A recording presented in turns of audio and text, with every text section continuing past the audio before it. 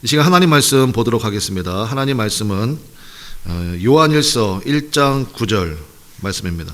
하나님 말씀 우리 함께 다 같이 한 목소리로 같이 읽도록 하겠습니다. 만일 우리가 우리 죄를 자백하면 그는 미쁘시고 의로우사 우리 죄를 사하시며 우리를 모든 불의에서 깨끗하게 하실 것이요. 아멘. 이 시간은 특별 찬양 시간이 되겠습니다. 어디서 오셨느냐? 천국에서 오신 것 같아요. 앞서 잠깐 리허설하는 모습을 뵀는데 목소리가 얼마나 환상적인지 참 말할 수가 없습니다. 그런 거 보면 하나님이 공평하시단 말은 조금 아닌 것 같기도 하고, 그런데 근데 우리 귀한 우리 최희성 목사님 그리고 이제 사모님 오셨는데요. 굉장한 분입니다. 사실 저희 교회에서 모시기 굉장히 어려운 분인데 우리 김진철 집사가 금요일날 저녁에 저한테 전화를 했어요. 그래서 목사님 우리 교회에 놀라운 일이 생겼어요. 무슨 일이냐 그랬더니 이제 이분이 오셔서 우리 교회에서 특송을 해주신다. 그래서 유명한 파페라 가수이시기도 하시고 굉장한 분입니다. 여러분 한번 들어보시면 알 거예요. 목사님이 왜 천국에서 왔다고 했는지. 우리 나오실 때 뜨거운 박수로 환영해 주시기 바랍니다.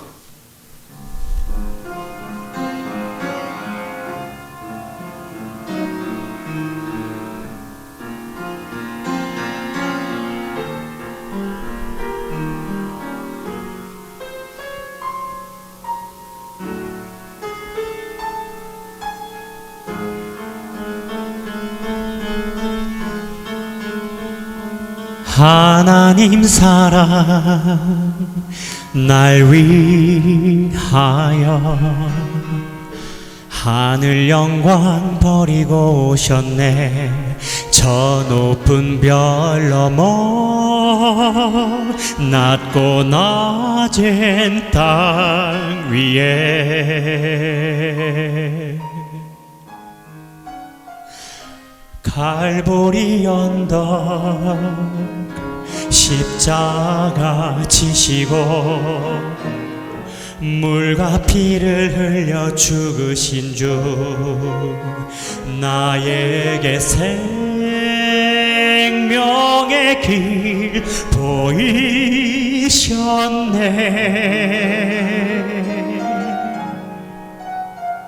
저 하늘 높이 올라가 내 사랑하는 주 만날 수 있을까?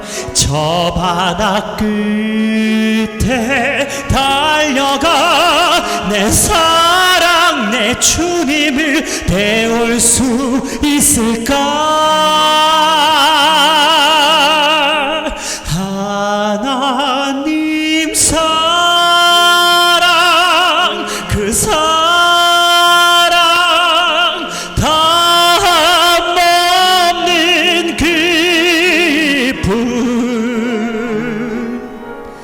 내 마음 모두 드리리.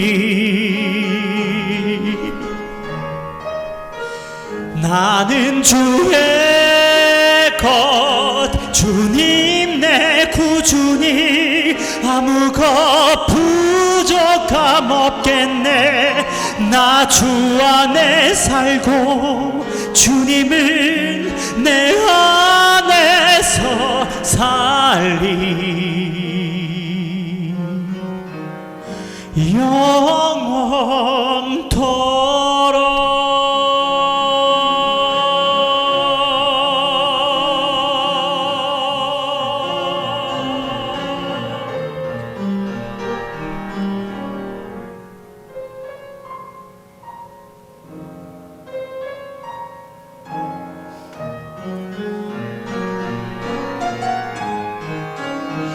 저 하늘 높이 올라가 내 사랑하는 주 만날 수 있을까? 저 바다 끝에 달려가 내 사랑 내 주님을 배울 수 있을까?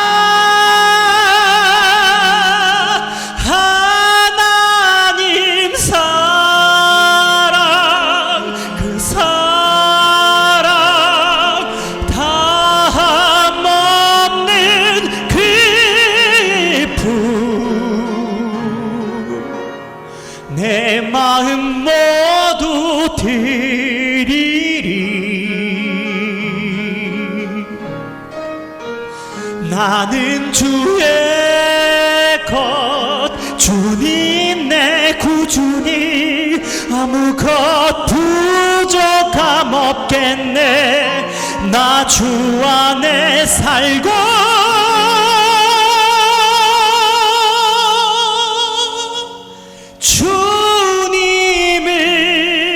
주님을 내 안에서 살리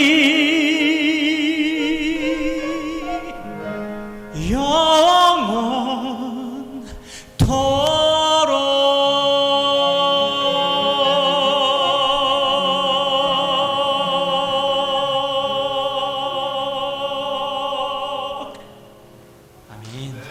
하나님께 영광을 돌리겠습니다.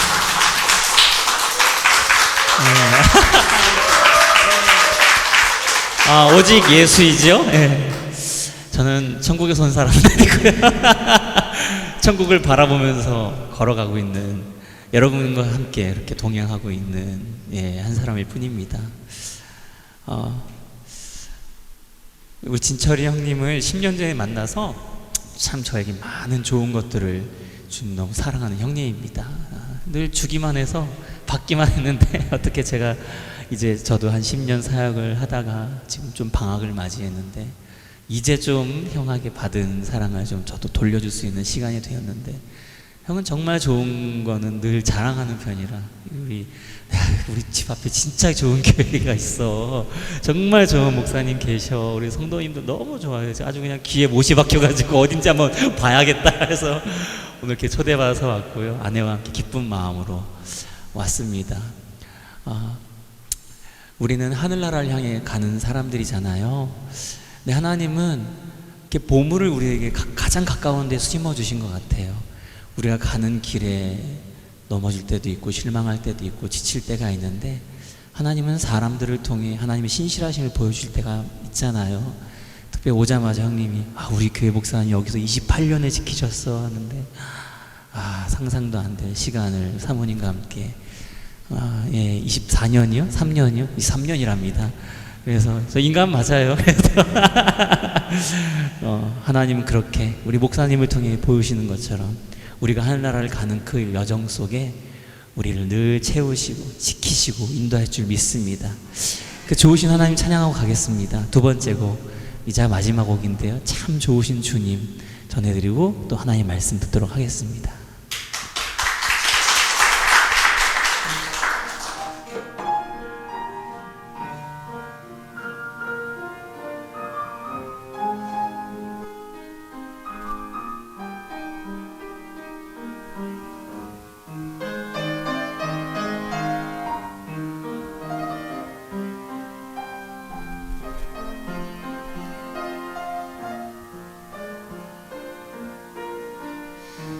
참 좋으신 주님 주 나의 모든 것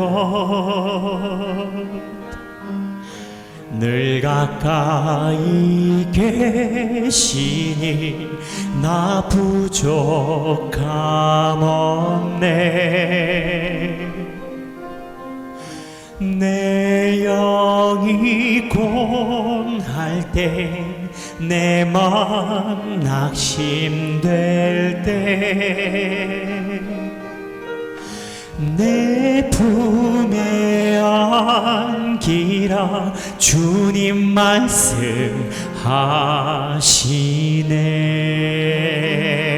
말씀하시네 광야 같은 세상 주만 의지하며 주의 인도하심 날 강건케 하시며 주의 사랑 안에서 살게 하소서 주만 의지하리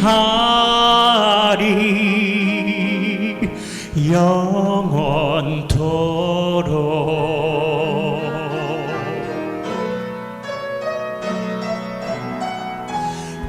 광야 같은 세상 주만 의지하며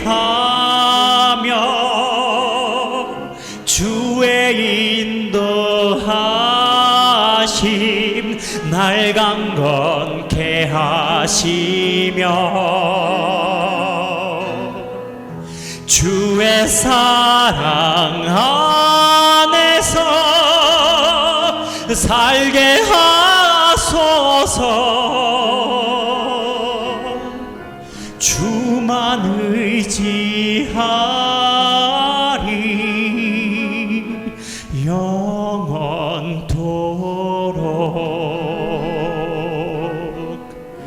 주만 의지하리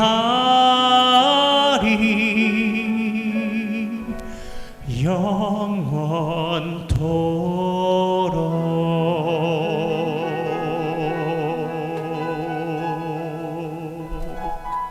아멘. 다시 한번 뜨겁게 박수로 환영하겠습니다. 감사합니다.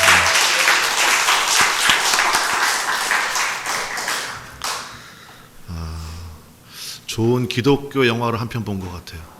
저는 찬양을 들으면서 좀 그런 마음이 좀 들었습니다. 그래서 설교를 또 할 필요가 있을까라는 생각이 들 정도로 아무튼 너무너무 은혜를 많이 받았고,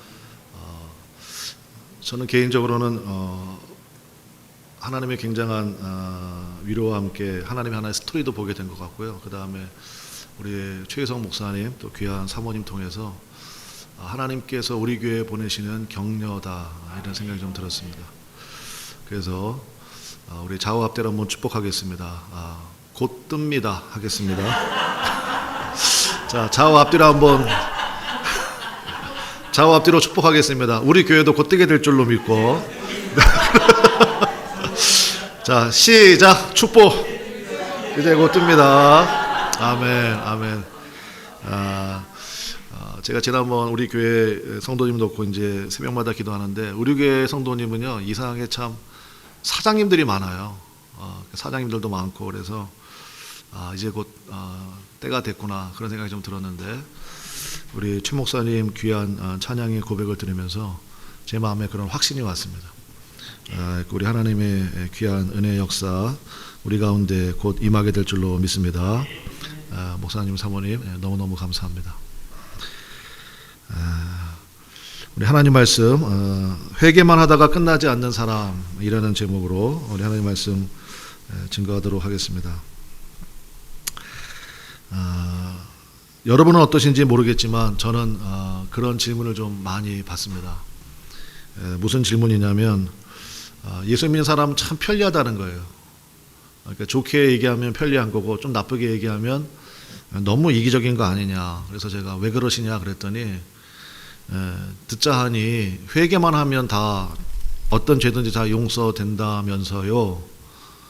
그 얘기가 맞습니까? 틀립니까, 여러분? 맞죠. 무슨 죄든지 져도 되겠네. 또 그 다음 주에 가서 회개하면 되잖아. 뭐 그런 내용의 질문이었습니다. 여러분, 우리가 한번 생각해 보기를 바랍니다. 제가 여러분에게 한번 여쭤보겠습니다.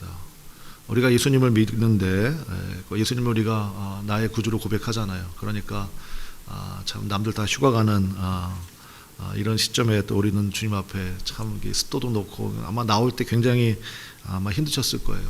전 여러분 볼 때마다 눈물이 나는데, 그런 믿음을 가진 우리라 할지라도 우리가 죄를 짓습니까? 안 짓습니까? 짓습니다. 저도 많은 죄를 짓고 또 앞으로도 지게 될 가능성이 굉장히 높습니다. 그런데 문제는 뭐냐? 결과는 완전히 다르다는 거예요. 예수님 안에서 우리가 넘어지는 것과 예수님 밖에 있으면서 죄를 짓는 것은 하늘과 땅 차이 정도가 아닙니다. 천국과 지옥 차이만큼 크다는 것입니다. 이제 자녀를 키우신 분들은 아실 텐데, 자녀가 때로 실수합니다. 부모님을 거역하기도 하고, 자녀를 정죄합니까? 징계합니까? 이제 오늘 그 얘기 할 겁니다. 오늘 세 가지 살펴보겠는데 첫 번째는 예수님 안에는 결코 정죄함이 없다라는 것입니다. 정죄가 뭡니까? 제가 사전을 찾아봤더니 영어로는 condemn이라고 부른대요. 그 뜻은 뭐냐? 죄가 있는 것으로 판정됨. 그래서 정죄입니다. 정죄. 죄가 있는 것으로 판정됐으니까 그 다음에는 뭐가 있습니까? 여러분 가끔 이제 법정 드라마, 제가 지난 주가 제 휴가였거든요. 정말 집에만 있었습니다. 집에만 있었고 뭐 할까 하다가 성경 읽었으면 진짜 좋았을 텐데 제가 우영우 드라마 있죠. 1편부터 11편까지 완파를 했습니다. 완파를 했는데 너무너무 재밌게 잘 봤어요. 은혜가 되시나 봐요. 근데 거기도 마찬가지죠. 법정 드라마잖아요. 그러면 검사가 하는 일은 뭐냐? 정죄를 하죠. 죄를 증명합니다. 그리고 나서 뭘 합니까? 구형을 합니다. 그러니까 죄에 대한 대가를 치르게 만들잖아요. 그러니까 예수님 밖에 있는 사람들은요, 정죄함이 있다고요. 죄를 정한 다음에 죄의 대가를 치러야 되는데, 죄의 대가는 뭐냐? 성경이 말하는 것은 분명하죠. 죄의 삭은 뭐죠? 사망입니다. 심판과 죽음이 있을 뿐입니다. 제가 화면에 말씀 하나 준비했는데요. 우리 구원의 확신 우리 말씀을 살펴보기 때문에 우리가 좀 말씀을 좀 많이 좀 봐야 됩니다. 로마서 8장 1절부터 2절 말씀인데 우리 한번 같이 읽어보겠습니다. 시작. 그러므로 이제 그리스도 예수 안에 있는 자에게는 결코 정죄함이 없나니 이는 그리스도 예수 안에 있는 생명의 성령의 법이 죄와 사망의 법에서 너를 해방하였음이니라. 아멘. 예수 안에 있는 자에게는 결코 뭐가 없습니까? 정죄함이 없습니다. 정죄함이 없습니다. 정죄함이 없다는 것은 뭐냐? 굉장히 놀라운 복음입니다. 그게 무슨 얘기냐? 하나님께서 우리를 죄인으로 여기시지 않는다는 거예요. 여러분 이거는요 보통 일이 아닙니다. 예수님께서 그것을 한번 보여주셨습니다. 요한복음에 보면 현장에서 가늠하다가 잡혀온 여인이 예수님 앞에 붙잡혀 왔습니다. 율법에 의하면 현장에서 가늠하다가 잡힌 여인은 돌로 쳐 죽여야 됩니다. 근데 예수님께서 뭐라고 말씀하셨습니까? 나도 너를 정죄하지 아니하노니. 예수님 안에 있는 자에게는요 뭐가 없습니까? 정죄함이 없습니다. 그리고 그 여인에게 가서 다시는 죄를 범하지 말라 예수님 말씀하셨거든요. 예수님께서 우리에게 어떠한 은혜를 주시는지 이거는 너무너무 귀하고 놀라운 은혜예요. 하나님께서 우리를 죄인으로 여기시지 않는다는 것입니다. 그렇기 때문에 우리가요 목사님 어떻게 그런 사람이 다 있죠? 제 말 좀 들어보세요. 여러분의 마음은 아픔을 알겠고 어려움도 알겠지만 예수님 안에 있는 자들에게는 정죄함이 없잖아요. 내가 그런 은혜를 받았잖아요. 그러면 나도 마찬가지예요. 우리 한번 따라하겠습니다. 그럴 수도 있다. 믿습니까? 네, 그럴 수도 있습니다. 우리는 그럴 수 있었고 그런 우리를 주님께서 죄가 없다고 말씀해 주셨잖아요. 죄를 지어도 예수님 안에서 이미 얻은 구원과 또 영생의 축복을 잃어버리게 되는 일은 없습니다. 그 이유는 뭐냐? 예수님께서 다 이뤘다 말씀하셨거든요. 모든 죄값을 다 치렀다 하셨다는 거예요. 여러분 모든 죄라고 할 때는요 우리가 지금까지 지은 죄는 다 포함이고요 앞으로 우리가 짓게 될 죄까지도 다 포함이 될까요? 안 될까요? 예, 다 됩니다. 그러니까 모든 죄를 대신해서 십자가에 달려 죽으셨기 때문에 그렇습니다. 그러므로 현재 우리 상태는 어떤 상태냐? 이어지는 로마서 8장 15절 말씀인데 우리 한번 보겠습니다. 제가 읽어드리겠습니다. 너희는 다시 무서워하는 종의 영을 받지 아니하고 그 다음이요. 무슨 영을 받았습니까? 양자의 영을 받았으므로 그 다음 다 같이 읽어보겠습니다. 시작. 우리가 아빠 아버지라고 부르짖느니라. 누구를요? 하나님을요. 하나님을 아빠 아버지라고 부르짖을 수 있는 그러니까 예수님의 십자가를 통해서 우리가 죄 가운데 있는 종의 영을 가진 자들이었는데 입양이 된 겁니다. 그래서 이제는 양자의 영을 받았다. 그래서 하나님을 아빠 아버지라고 부를 수 있는 권세가 우리 가운데 생겼다는 것입니다. 바로 예수님의 십자가로 말미암아 하나님과 완전히 단절되었고 끊어졌던 관계가 다 회복이 되었죠. 여러분, 자녀가 죄를 지었다고 부모님과의 관계가 끊어지는 경우가 있습니까? 없죠. 제가 이 말씀을 준비하는데 옛날 제 생각이 좀 났습니다. 제가 아들만 셋이잖아요. 근데 1번이었는지 2번이었는지 3번이었는지 기억이 안 나. 근데 뭔가 애들 잘못했어. 그래서 제가 아주 그냥 결심을 했습니다. 이거는 내가 아버지로서 이거는 분명히 짚고 넘어가야 되겠다. 그래서 제가 기다리고 있었어요. 그래서 이제 들어오더라고요. 근데 1번이었는지 2번이었는지 3번이었는지 기억이 안 나요. 그런데 제가 이제 조금 이제 근엄한 표정으로 그랬죠. 왜 그랬냐. 근데 얘가 너무 당당한 거예요. 그럴 수도 있죠. 그래서 제가 그랬습니다. 그럴 수도 있지. 예. 배고파요? 밥 먹자. 다음부터는 그러지 마. 네, 끝나버렸어. 그리고 저는 굉장히 제 안에 시나리오를 다 썼거든요. 이렇게 해서 눈물 콧물 쏙 빠지게 한번 혼을 내고 해야 되겠다 했는데, 아니 그럴 수도 있다는데, 근데 그럴 수 있거든요 사실. 그러니까 더 이상 할 얘기가 없는 거예요. 하나님과 우리 관계도 마찬가지라고요. 마귀가 하는 것은 뭐냐? 죄책감을 심어주는 거예요. 너 그랬잖아. 너도 알고 나도 알고 하나님도 아시는데 너 어떻게 그런 모양으로 강단에 서니? 네가 무슨 말씀을 증거할 자격이 있니? 여러분, 마귀의 마귀는 이제 거짓의 아비잖아요. 그럴 때 예수님이 마귀의 시험을 말씀으로 이기신 것처럼 우리가 이 말씀을 떠올려야 되죠. 나는 종의 영을 받지 아니하고 양자의 영을 받았다. 그래서 나는 아빠 아버지라고 부르짖을 수가 있다는 것입니다. 절대로 우리가 어떤 죄를 지었다 할지라도 하나님과의 관계가 끊어지는 일은 있습니까? 없습니까? 없다는 것입니다.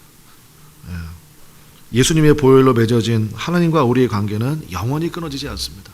그렇다면 두 번째, 정죄함은 없어요.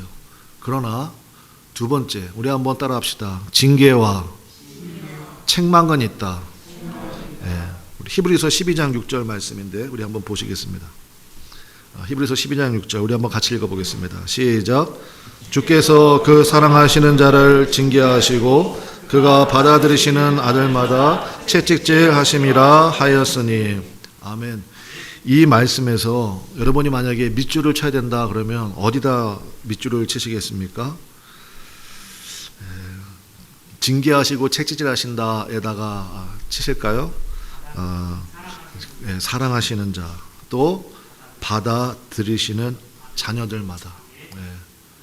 하나님은 누구를 징계하시느냐? 사랑하시는 자를 징계하시고 하나님께서 받아들이신 자녀들마다 채찍질 하신다는 것입니다. 그 징계와 채찍질의 첫 단계가 뭐냐면 성령의 근심입니다. 여러분 안에는 성령님이 계시거든요. 성령님의 근심이 내 마음에 고스란히 느껴집니다. 하나님의 아파하심과 하나님의 슬퍼하심이 내 마음속에 전달이 된 거예요. 그게 성령님의 근심하심입니다. 성령님의 근심하심이 있으면 원래 우리 삶 속에는요, 기쁨과 평안과 감사만 있어야 되거든요. 하나님 앞에 늘 기뻐하고 또 감사하고 평안의 그런 마음이 있는 게 정상인데 이 마음이 사라져 버려요. 영적 진공 상태는 없다 제가 말씀드렸죠. 기쁨과 평안과 감사가 있어야 되는데 이 마음은 온데간데 없이 사라지고 거기에 뭐가 들어오느냐? 불평이 들어오고요, 원망이 들어오고 짜증이 들어옵니다. 그러니까 여러분이 요즘에 내가 짜증을 많이 낸다 그러면 절대로 습기가 높아서 그런 게 아닙니다. 여러분 안에 뭐가 있는 거예요? 성령의 근심이 있는 거예요. 해결되지 않는 죄의 문제가 있다는 것입니다. 그 사람 앞에 날마다 자기 자신을 비춰보는 것 굉장히 중요하죠. 하나님과의 교제가 막히게 되면 이게 조금 더 심해지잖아요. 그러면 예배 드리러 가기가 싫어요. 그 다음에 가장 중요한 기도가 막혀버립니다. 기도가 안 돼요. 그러면 하나님께서 주시는 은혜들을 누릴 수가 없게 됩니다. 제가 담담하게 말씀드렸지만 굉장히 심각한 문제입니다. 그러니까 성령의 근심이 느껴질 때 바로 그 자리에서 그 문제를 하나님 앞에 회개하고 돌이킬 수 있는 은혜를 간구해야 되죠. 제가 누누이 말씀드렸죠. 죄에는 무서운 지속성과 확장성이 있다 그랬잖아요. 죄는요, 단순히 그 죄로 끝나지 않습니다. 짜증이요, 그냥 짜증으로 끝나지 않습니다. 그것은 우리의 영혼을 올가맬 수 있는 무서운 세력으로 내 안에서 자리 잡고 성장할 수 있다는 것입니다. 예배 드려지기가 싫고 어떤 핑계를 대더라도 이러니까 이번 주는 못 나가. 그럼 다음 주는 그런 일이 없을까요? 기도가 안 되기 시작합니다. 불신자들은 죄를 지으면 정죄 가운데 처하지만 그리스도인들은 징계를 받는다 말씀드렸습니다. 징계가 뭐냐? 또 사전을 찾아봤어요. 그랬더니 디서플린이라고 되어 있어요. 영어 성경에 디서플린. 여러분, 디서플린에서 무슨 단어가 나왔게요? 디사이플이 나왔어. 디사이플의 뜻이 뭐예요? 제자예요. 그러니까 징계가 있어야, 징계라는 또 다른 의미는 훈련이라는 뜻이 있거든요. 훈련을 받아야 디사이플, 예수님의 제자가 된다는 것입니다. 남자분들은 이제 훈련소 거치신 분들 다 계신데, 우리 뒤에 앉아 계신 임철 집사님 같은 경우는 우리나라 최고의 특공대에 나왔거든요. 저분 진짜 특공대예요. 그런데 그 이제 훈련을 마치면 수료식을 하잖아요. 그리고 나서 그때 이제 첫 계급장을 달아주기도 하고 임무를 부여받기도 하고 그런 거 아닙니까? 징계가 있어야 된다고요. 훈련이 있어야 돼요. 그래야 주님께서 쓰실 수 있는 그러한 사람이 되는데, 징계, 훈련 과정 가운데는 뭐냐? 우리의 허물을 뉘우칠 수 있도록 제재를 가하는 그러한 행위들이 따르게 되는 것이죠. 징계의 기초는 사랑입니다. 그리고 징계의 목적은 온전한 상태로의 회복에 있다는 사실을 우리가 잊어서는 안 됩니다. 이 징계에 대한 말씀을 준비하면서 제가 아주 그냥 본능적으로 떠오른 사람이 두 사람이 있었어요. 성경에서요. 첫 번째는 누가 떠올랐느냐? 야곱이 떠올랐습니다. 야곱. 그 이름의 뜻이 무엇입니까? 원래 히브리어로 야코프라고 부르는데 발꿈치라는 뜻이 있습니다. 발꿈치. 태어날 때 형의 발꿈치를 잡고 나왔대요. 형의 이름이 에서인데. 그러니까 어떻게 해서든지 자기가 갖기를 원하는 것은 쟁취하는 사람이에요. 수단과 방법을 가리지 않습니다. 굉장한 사람이죠. 근데 이 사람이 하나님의 징계를 만나게 됩니다. 어디에서요? 그게 바로 야복강 나루터입니다. 거기에서 하나님의 사람과 씨름을 합니다. 하나님의 사람이요, 환도뼈를 상하게 하십니다. 환도뼈가 어디냐? 우리 대퇴부 쪽이에요. 거기에 뼈를 상하게 하셔서 그 이후로 야곱은 평생 지팡이를 의지하는 삶이 되었습니다. 하나님의 메시지가 있죠. 그러나 하나님이 이름 바꿔주십니다. 네 이름이 발꿈치 아니냐? 어떻게 해서든지 쟁취하려고 하는 인생 아니었느냐? 이제부터 네 이름을 뭐로 바꿔주셨나요? 이스라엘입니다. 그게 지금 이스라엘의 국호가 된 거예요. 이스라엘의 뜻이 무엇입니까? 우리 한번 따라하겠습니다. 하나님께서 나의 승리가 되신다. 믿습니까? 그러니까 내가 뭔가를 쟁취하려고 애쓸 필요 없다는 거예요. 하나님의 때가 되면, 우리 주님만 바라보고 나가면 하나님의 때 가장 좋은 것을 우리에게 주실 줄로 믿습니다. 저는 이게 하나님의 징계라고 생각합니다. 제가 그 말씀을 묵상하면서 제가 거기에 제 성경에 이렇게 써놨거든요. 환도뼈를 치실 수 있는 하나님이 목뼈는 못 치실까? 여러분, 그냥 당수로 목뼈를 치면 어떻게 됩니까? 그냥 바로 죽죠. 근데 하나님이 목뼈 치지 않으셨거든요. 환도뼈 치셨습니다. 평생 지팡이는 의지하겠지만 그 지팡이 의지할 때마다 아이고 내 팔자야, 아이고 내 신세야, 무슨 하나님이 이런 하나님이 있나? 그게 아니라는 거예요. 님 의지하지 말고 나 의지해라. 지팡이 바라볼 때마다 주님 생각했겠죠. 그게 바로 하나님이 나에게 주시는 징계라는 것입니다. 또 한 사람은 어떤 사람이냐? 요나가 생각났습니다. 요나. 여러분, 요나 아시나요? 요나도요, 자기 생각이 확고한 사람이에요. 니느웨 망해야 되는 나라라는 거예요. 니느웨가 아수르의 수도잖아요. 그러니까 이 민족을 아프게 하고 고통을 주는 굉장히 포악하고 잔혹한 민족이거든요. 저 아수르, 저 니느웨는 망해야 된다는 것입니다. 그게 요나 선지자가 생각하는 정의고 그게 하나님의 뜻이었어요. 그런데 하나님이 요나 선지자를 부르셔가지고 니느웨에 가서 복음을 증거하라는 거예요. 어이가 없는 거예요. 어이가.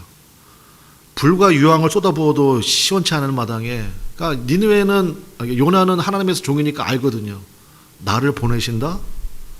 거기를 살리시겠다는 뜻이거든요.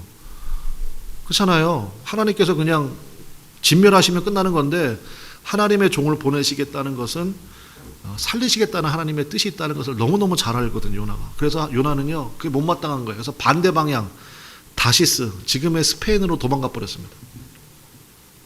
요나서의 이야기가 굉장히 재미있죠.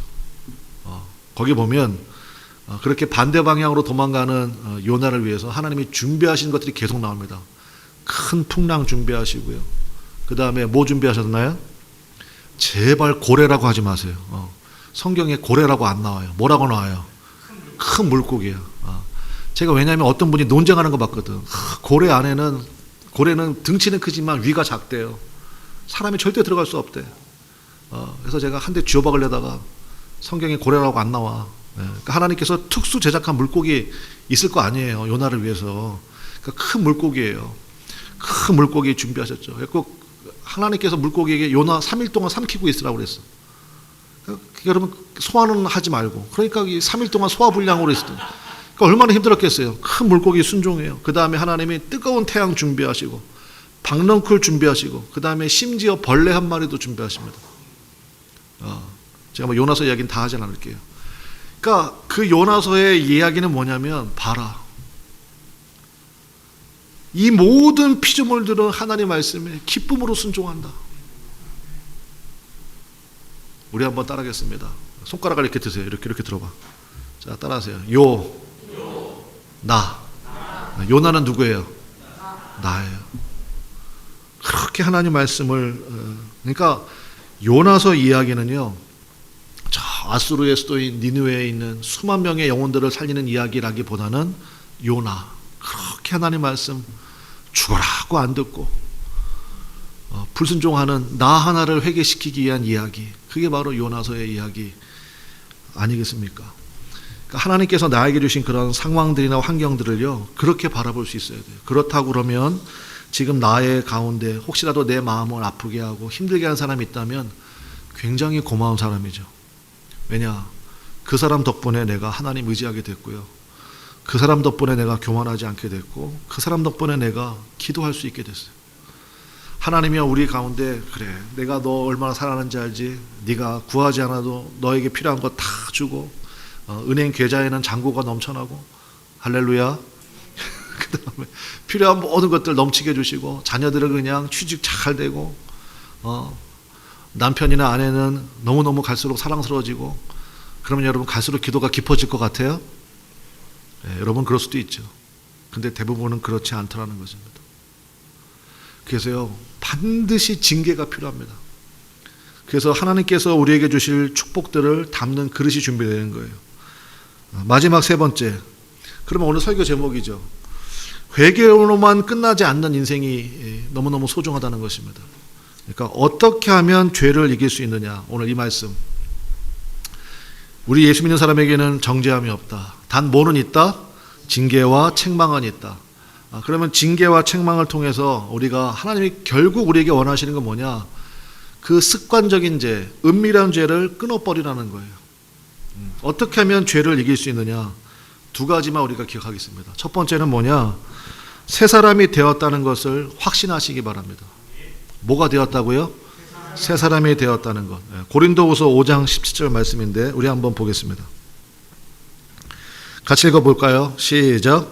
그런즉 누구든지 그리스도 안에 있으면 새로운 피조물이라. 이전 것은 지나갔으니 보라 새 것이 되었도다. 아멘.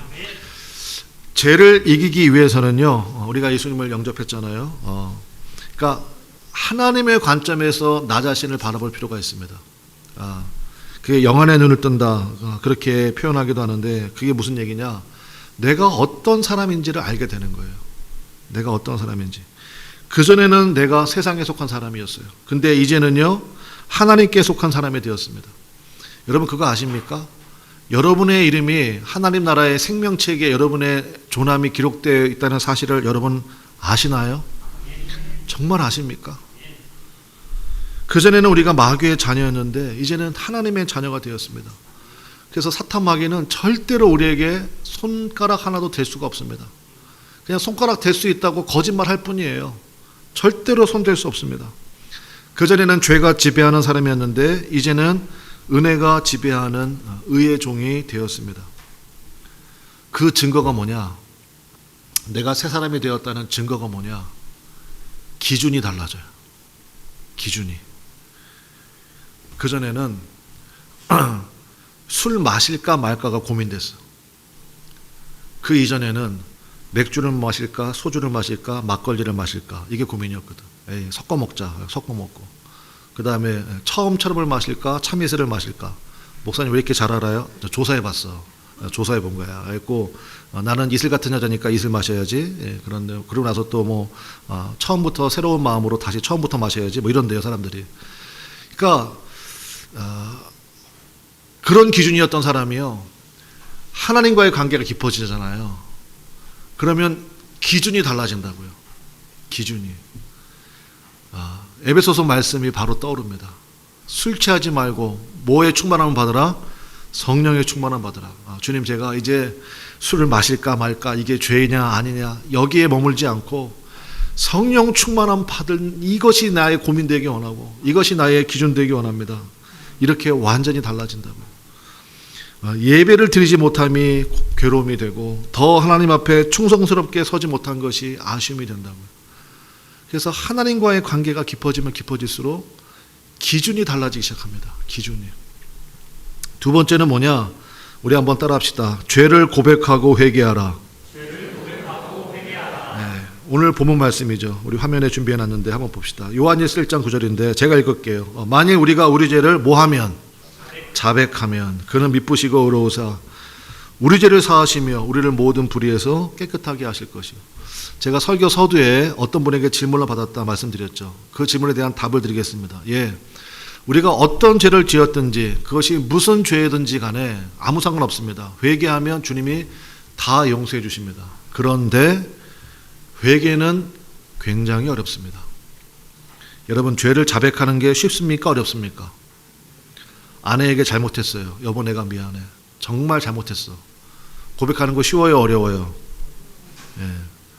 한두 번은 애교로 맞을 수 있죠. 근데 똑같은 죄를 또 졌어요. 그러면 얘기하기가 굉장히 어려워진다는 것입니다. 근데 성경은 분명히 우리에게 말씀하고 있습니다. 자백하면이에요. 자백하면. 그러니까 여러분 회개해 보셨나요? 제가 그분들께 던지는 질문은 그겁니다. 회개해 보셨습니까? 네, 회개하면 다 용서해 주십니다. 그런데 선생님 회개해 보셨나요? 여러분 어떻습니까? 회개해 보셨습니까? 굉장히 어렵습니다. 회개했으면 성경에 기록되어 있는 것처럼 우리 죄를 다 용서해 주십니다. 모든 죄에서 깨끗하게 해주십니다. 용서의 확신도 주십니다. 다시 회복되어지는 은혜를 분명히 주십니다. 그렇게 계속되는 회개를 통하여 죄를 이기게 된다고요. 무슨 얘기냐? 회개하다 보면요 하나님 앞에 자기 가슴을 찢게 되어 있습니다. 하나님 저는 정말 인간도 아닌 것 같습니다. 하나님 제가 왜 이럴까요? 하나님 제가 이러고 어떻게 다시 강단에 섭니까? 그 죄에 대한 처절한 고백이 터져나오기 시작합니다. 여러분 그냥 단순하게 회개가 되지 않아요. 처음엔 그렇죠. 하나님 제가 잘못했네요. 하나님 용서해 주세요. 하나님 용서해 주시죠. 근데 그 다음에 기도하는데 또 그걸 가지고 나왔어. 근데 자백해야 되잖아요. 또 자백해. 기도 노트 쓰시는 분들은 또 그걸 쓸 거 아닙니까? 그러면 그때부터 이게 만만한 얘기가 아니라고요. 굉장한 아픔과 고통이 된다는 것입니다. 그런데 그 회개가 결국은 죄를 이기도록 만든다는 것입니다. 죄를 지을 때마다 진심으로 회개하면요 어느 순간부터 그 죄가 너무너무 싫어집니다. 그때부터 죄를 이길 수 있는 힘이 생긴다고요. 청소년 사역을 열심히 하시는 어느 목사님, 굉장히 유명한 목사님입니다. 근데 그 목사님의 책 속에서 제가 귀한 간증을 들었어요. 이분이 청소년 사역들 열심히 하시고 예전에 이제 의사이셨다가 지금 목회를 하시는데 그 교회 가운데 청소년들이 꽤 많은가 봐요. 근데 청소년들이 음란 사이트에 대한 이 유혹을 쉽게 떨치지를 못하더래요. 그래서 도대체 애들이 왜 이 모양일까 했고, 이 목사님이 한번 그 사이트에 들어가 봤어. 사이트에 들어갔다가 이 목사님이 사이트를 즐기기 시작했습니다. 그래서 이 목사님이 어느 순간인가 아차 하는 생각이 든 거예요. 하나님 앞에 철저히 회개했습니다. 근데 하나님이 그 마음속에 평안을 주지 않으시더래요. 그리고 나서 이 말씀이 떠오른 거예요. 만일 우리가 우리 죄를 자백하면, 사랑하는 종아, 너는 그 죄가 싫으냐? 예, 주님, 너무너무 싫습니다. 그렇다면 그 죄를 성도들 앞에서 자백할 수 있겠느냐?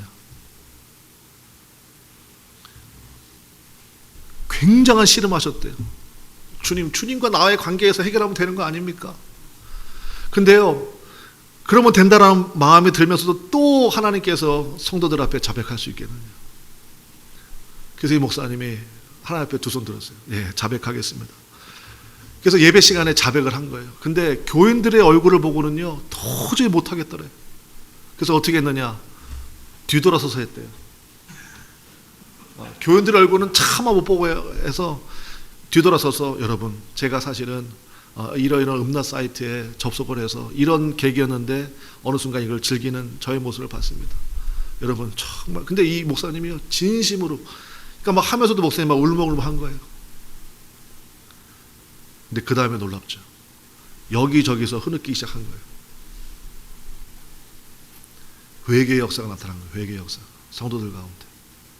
아, 그래서 하나님께서 나에게 그걸 원하셨구나. 죄에 대하여서 저렇게 끔찍히 여기시는 목사님의 모습을 보고, 야, 이 죄가 정말 무서운 거구나. 그래서 성도들이 하나님 앞에 회개하고, 그래서 원래 계획은 없었지만 놀라운 은혜의 부흥이 임하는 그러한 시발점이 됐다는 말씀을 들었습니다. 여러분, 회개하면 용서해 주십니다. 진심으로 회개하시기를 바랍니다. 진심으로. 정말 문제는 뭐냐? 회개를 멈추는 게 문제예요. 아, 주님 다 아시지 뭐. 이러고 그냥 넘어가 버린다고요. 그렇지 않아요. 자백해야 돼요. 남편에게, 아내에게, 가까운 이웃에게 실수했습니까? 가서 용서를 구하셔야 됩니다. 그러면 그때부터 여러분 안에 죄를 이길 수 있는 힘이 생기기 시작합니다. 그 은밀한 죄, 습관적인 죄를 끊어버리는 능력이 생긴다고요. 여러분, 음식을 정성스럽게 준비해서 어떤 그릇에 담죠? 깨끗한 그릇입니다. 하나님께서 여러분을 위해서 축복을 준비하셨습니다. 한량없는 은혜를 준비하셨습니다. 어디다 담으실까요? 깨끗한 심령입니다. 죄가 없는 심령이에요. 말씀의 결론 맺겠습니다. 여러분, 이제는 우리가 새로운 갈등에 도전하시기를 바랍니다. 반복되는 죄에 머물지 말고, 제가 여러분을 이렇게 표현하고 싶습니다. 맨날 이제 대학교도 이제 성적이 나오잖아요. 60점 미치면 F라고 그러잖아요. 그러니까 실패했다잖아요. fail. 예. 그러니까 나 낙제 면했어. D- 받았어. 그걸로 좋아하면 됩니까, 여러분? 우리 옆에 사람에게 축복하겠습니다. 옆에 사람 악수하시면서 90점, 100점에서 고민하시기 바랍니다. 하겠습니다. 자, 시작. 90점이냐 100점이냐 해서 고민하셔야지, 그죠? 우리 새살매교회 성도님들은 그런 성도 되시기 바라요. 목사님, 저 낙제 면했어요. 제가 뭐라고는 안 하겠지만 기준이 달라지기 원해요. 목사님, A+ 맞을 수 있었는데 A 맞았어요. 너무너무 아쉬워요. 여러분, 이것이 우리의 고민 되시기를 바랍니다. 예수님 믿음으로 새로운 피조물 되었잖아요. 하나님을 아버지라고 부르게 되었습니다. 그로 인해 새로운 관계가 형성되죠. 그래서 믿음의 공동체가 굉장히 중요합니다. 두세 사람이 예수님의 이름으로 모인 곳에 나도 그들 가운데 있다 그랬거든요. 그러니까 신앙생활은요, 혼자 하는 게 아니에요. 반드시 믿음의 교제권이 있어야 됩니다. 거기에서 서로의 죄를 고하기도 하고, 그 죄의 고함이 그 사람의 흠이 되지 아니하고 같이 안타까워할 수 있는 그러한 믿음의 고백, 굉장히 중요하죠. 그때부터 새로운 깨달음이 우리 가운데 생긴다는 것입니다. 마지막으로 빌립보서 2장 13절 말씀, 우리 한번 우리가 이 마음 가지고 살기를 바라는 마음으로 한번 같이 읽겠습니다. 시작. 너희 안에서 행하시는 이는 하나님이시니 자기의 기쁘신 뜻을 위하여 너희에게 소원을 두고 행하게 하시나니. 아멘. 하나님의 기쁘신 뜻이 여러분의 소원 되시기를 주님의 이름으로 간절히 축원합니다. 강제로 누가 시킨 것도 아닌데 봉사하고 싶은 마음이 생기고 전도하고 싶은 마음이 생기는 거죠. 2주 전에 제가 광고 시간에 우리 교회 사정과 형편을 아뢰면서 이러한 기도 제목이 있습니다. 교회가 전세로 전환되었으면 좋겠고, 그 다음에 목양실이 이렇게 준비되면 좋겠고, 그 다음에 또 교회 차량이 이렇게 준비되면 좋겠습니다. 말씀을 드렸어요. 근데 재정부에서 저에게 목사님 이거 한번 보시죠 해서 봤는데 제가 모르는 이름이에요. 근데 하상욱 2층 소망 그리고 헌금 이렇게 보내셨더라고요. 제가 그 이름을 몰라요. 그래서 제가 막 교인들에게 여쭤봤습니다. 그랬더니 이제 제가 이제 알게 되었습니다. 온라인 예배를 들으셨던 것 같아요. 그리고 그 말씀을 들으면서 응원해 주신 거죠. 목사님 말씀처럼 2층 소망합니다. 그래서 본인 이름 쓰시고 2층 소망 쓰시고 정성을 다한 헌금을 보내주셨더라고요. 너무너무 기뻤습니다. 새로운 소망이 생기는 거예요. 하나님의 기쁘신 뜻을 위하여서 하나님 앞에 그렇게 헌신하고 나갈 수 있는 그 은혜가 너무너무 소중한 거죠. 하나님과 교회를 위하여 내가 무엇인가를 해야겠다는 그러한 마음. 그래서 여러분 오늘 설교 제목이 뭡니까? 회개만 하다가 끝나지 않는 사람이잖아요. 평생 회개만 하다 끝나면 인생이 되면 되겠습니까? 여러분 하나님 앞에 우리가 예수님 앞에 그렇게 갈 수는 없잖아요. 정말 주님의 기쁘신 뜻을 위하여서 귀하고 놀랍게 살 수 있는 우리 모두가 되시기를 주님의 이름으로 간절히 축원합니다.